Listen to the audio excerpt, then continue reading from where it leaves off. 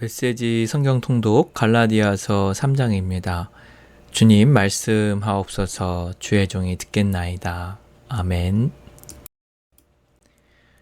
갈라디아서 3장. 정신 나간 갈라디아 사람들이여, 누가 여러분을 홀렸습니까? 여러분은 분별력을 잃었습니까? 십자가에 달리신 예수를 삶의 중심에 놓지 않고 있음이 분명하니 여러분은 제 정신이 아닌 것이 틀림없습니다. 십자가에 달리신 그분의 모습이 여러분의 눈에 선할 텐데 어찌 그럴 수 있습니까? 여러분에게 한 가지 묻겠습니다. 여러분의 새 삶이 어떻게 시작되었습니까? 하나님을 기쁘시게 해드리기 위해 죽도록 노력함으로써 시작되었습니까? 아니면 여러분이 받은 하나님의 메시지에 응답함으로써 시작되었습니까? 여러분은 이 어리석은 짓을 계속 하렵니까? 정신 나간 사람만이 하나님께서 시작하신 일을 자신의 힘으로 성취할 수 있다고 생각합니다. 여러분은 그 일을 시작할 만큼 슬기롭거나 강하지도 못하면서 어찌 그 일을 성취할 수 있다고 생각합니까? 여러분이 그토록 고통스러운 학습 과정을 거친 것이 다 허세였다는 말입니까? 아직 완전히 허사가 되어버린 것은 아닙니다만 계속 이런 식이라면 분명 허사가 되고 말 것입니다.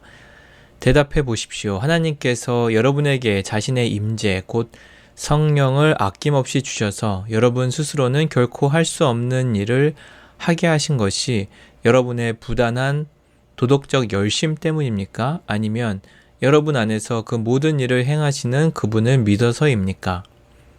이 모든 일이 여러분에게서 일어난 것은 아브라함의 경우와 같지 않습니까?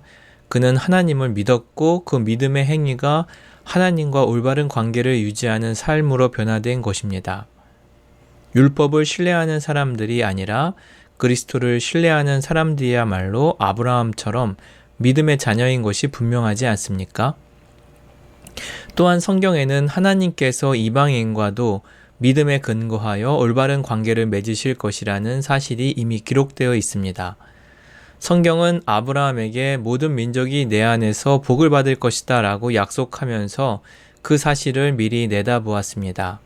그러므로 이제 믿음으로 사는 이들은 믿음으로 살았던 아브라함과 함께 복을 받습니다.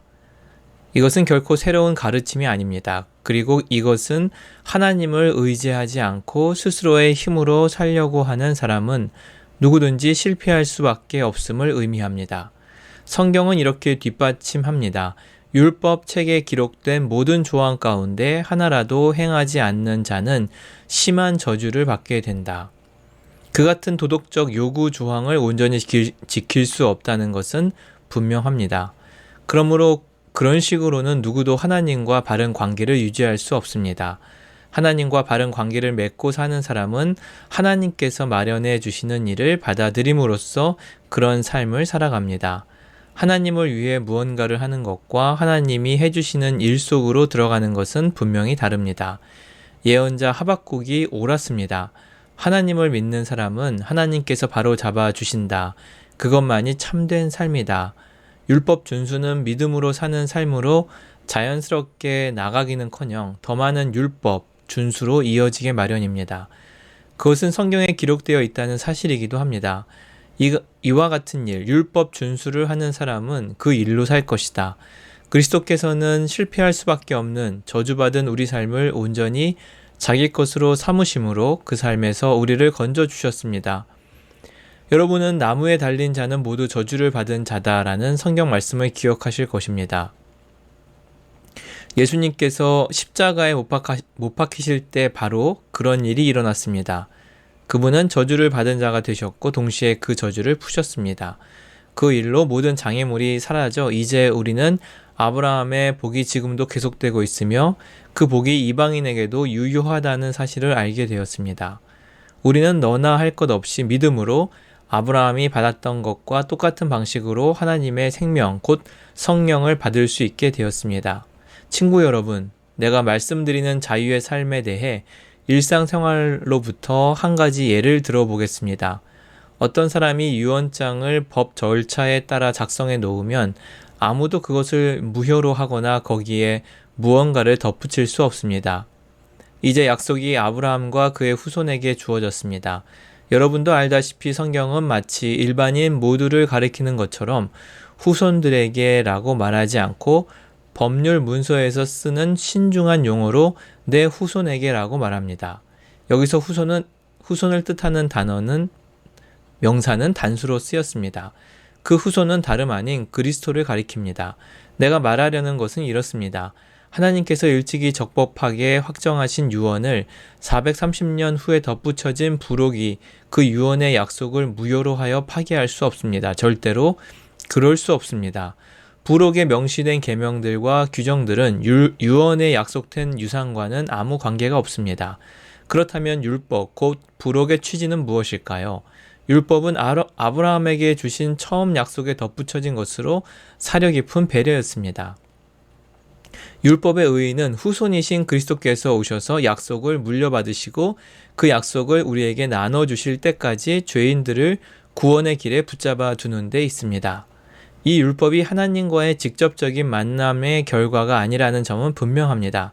그것은 천사들을 통해 중개자인 모세의 손을 거쳐 제정되었습니다. 그런데 시내산에서처럼 중개자가 있다면 사람들이 하나님과 직접 교제하는 것은 아니지 않습니까? 믿음으로 받은 복에 관한 첫 약속은 하나님이 직접 주신 것입니다. 그렇다면 율법은 약속과 반대되는 것, 곧 우리를 향하신 하나님의 뜻과 반대되는 것일까요? 결코 그렇지 않습니다. 율법의 취지는 우리 스스로는 하나님과 올바른 관계를 맺을 수 없음을 모든 사람에게 분명히 알리는 것입니다. 하나님께서 자신의 약속을 성취하실 때까지 믿음으로 기다림으로써만 얻을 수 있는 것을 우리 스스로의 노력으로 얻겠다고 종교체계를 고안해내는 것이 얼마나 쓸데없는 짓인지 드러내 보이는 데 있습니다. 율법을 준수해서 우리 안에 생명을 창조할 능력이 있었다면 우리는 벌써 생명을 얻고도 남았을 것입니다. 우리가 충분히 성숙해져서 살아계신 하나님께 믿음으로 흔쾌히 응답하기까지 우리는 모세의 율법에 세심하게 둘러싸여 보호받을 수밖에 없었습니다. 율법은 여러분이 잘 아는 그리스의 가정교사와 같습니다. 아이들을 학교까지 바래다 주고 아이들이 위험에 빠지거나 산만해지지 않도록 지켜주고 목적지까지 안전하게 도착하도록 도와주는 가정교사 말입니다. 그러나 이제 여러분은 여러분의 목적지에 이르렀습니다. 여러분은 그리스도를 믿음으로 하나님과 직접 사귀게 되었습니다. 여러분이 그리스도 안에서 받은 세례는 새 출발을 할 수 있도록 깨끗해지는 것에서 끝나지 않습니다. 세례는 또한 성숙한 신앙의 옷을 입는 것을 의미합니다.